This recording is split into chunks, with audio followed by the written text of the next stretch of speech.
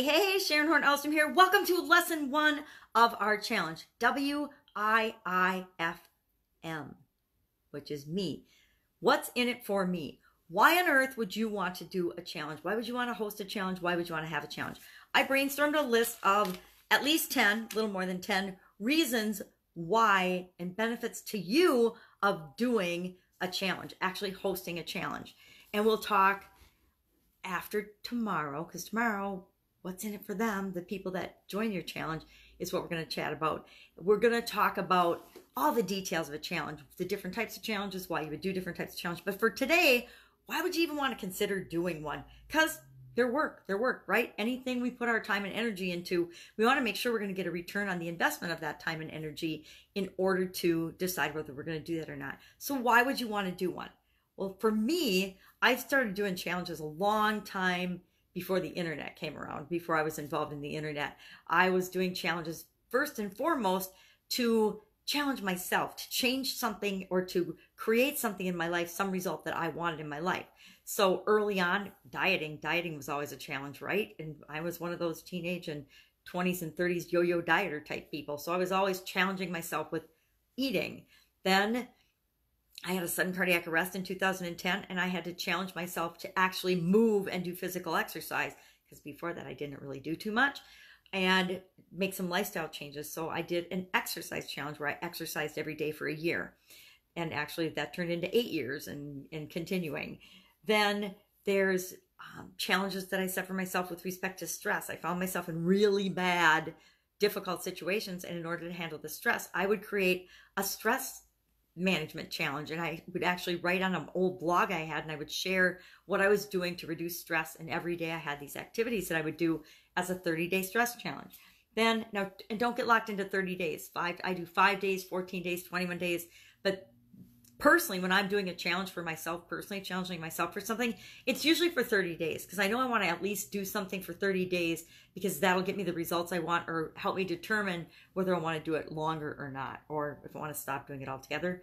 And usually in 30 days, I can get the result I want in any area or aspect of my life. So stress challenges, chronic pain challenges, no sugar challenges. I just got done with a 10-day no sugar challenge. I ate sugar. My joints feel terrible, so I'm going to go back to not eating sugar again. Again, so there's an example of how I can use a challenge to get a personal improvement in my life.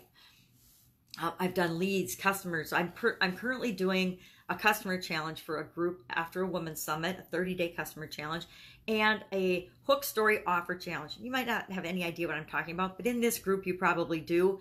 I wanted to get better personally at creating my hooks, my stories, and my offers for a particular target market. These are women with chronic pain, and that's just, I guess that's enough. And I wanted to get better at my hook, my story, my offer. So every day for 30 days, I'm creating a new hook, story, offer. I'm working on the hook, the story, and the offer to try to perfect it in 30 days. So you can do it for personal reasons, for personal challenges, to improve or to solve a personal problem, or to get a result that you want in your life or in your business. Use it to attract prospects, leads, customers to you, versus you having to go out and chase people all the time. It is one of the fastest, easiest, best ways to attract people to you and get them into your world. You can use it to help others get a result. Getting a result for other people, hint, hint, is one of the fastest ways to bring them into your world and get them to want to work with you further.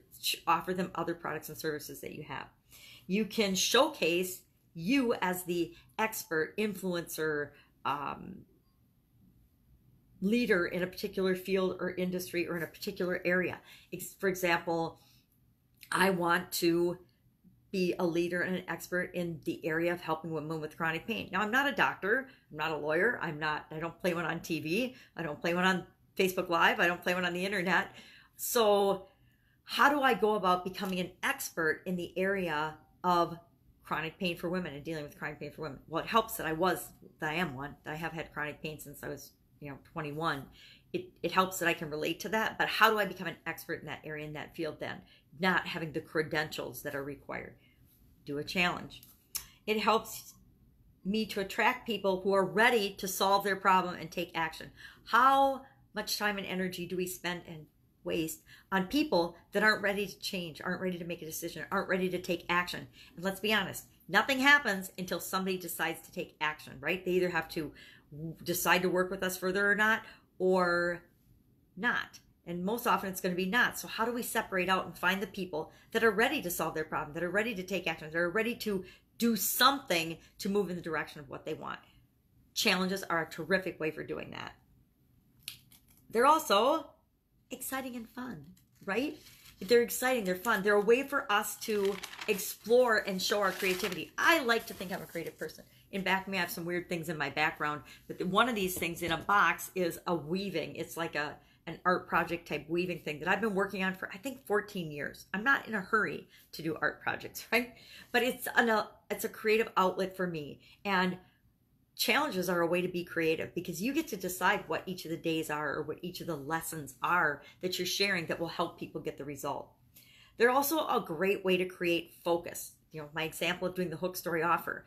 I know that I've just been kind of shooting in the dark at that, and I really want to hone in for this target market. So they allow me to focus my energy on perfecting my hook, then perfecting my story, then perfecting my offer in a really condensed, shortened version, shortened amount of time. And I guess that's another one is you can get results in a condensed time for people, and that's what people want. And that comes from concentrated effort and focus and taking action, right? And challenges allow you and your participants to all do that. It allows you to introduce people to what you have to offer and you in other areas. You can share other things that you do. You're not just focusing on the one thing. Now you're focusing in on the one thing, the one result they're going to get, or you're going to get in this short period of time.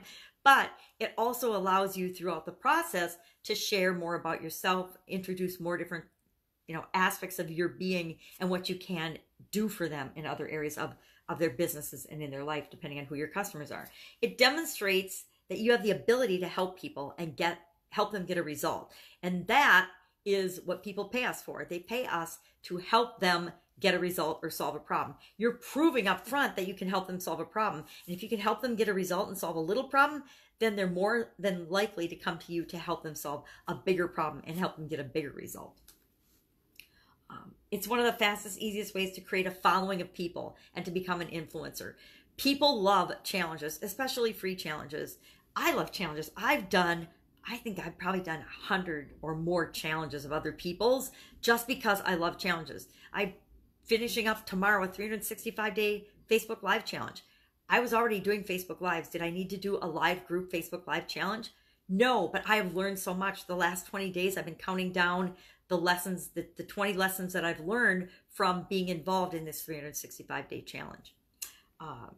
It allows you to leverage your efforts by creating content with other people. One of the fastest, easiest ways to grow your following and grow your group or grow your business is by getting input from other people to create your content. And challenges are a great way to do that because people are sharing their experiences. They're sharing, it's also a really good way to get testimonials and stories and success stories to share your expertise in your business with other people, right?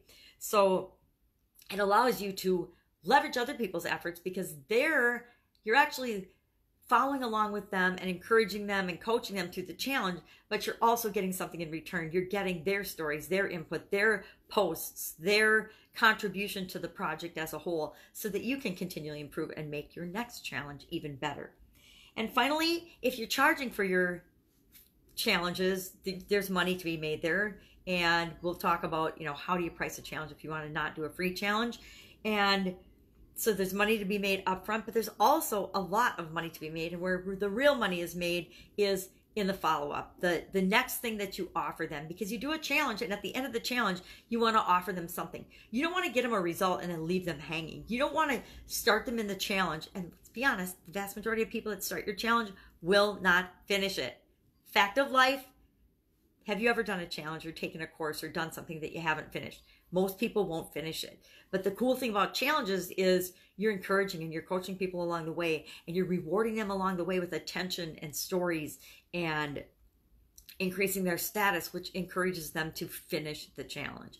But those that do finish the challenge, you always want to make a special offer to, something that allows them to continue their journey and to work with you further. So that's it. That's just my brainstorm quick list of what's in it for you to do a challenge. If you've got other ideas and if you think of other things, and I probably missed some because I just brainstormed this list of benefits to you of doing a challenge and why you would want to do a challenge, go ahead and share in the comments below or let me know, and I will see you with tomorrow's lesson all about what is in it for them. What's in it for the people that are the challengers in your challenge? Why do they want to do it?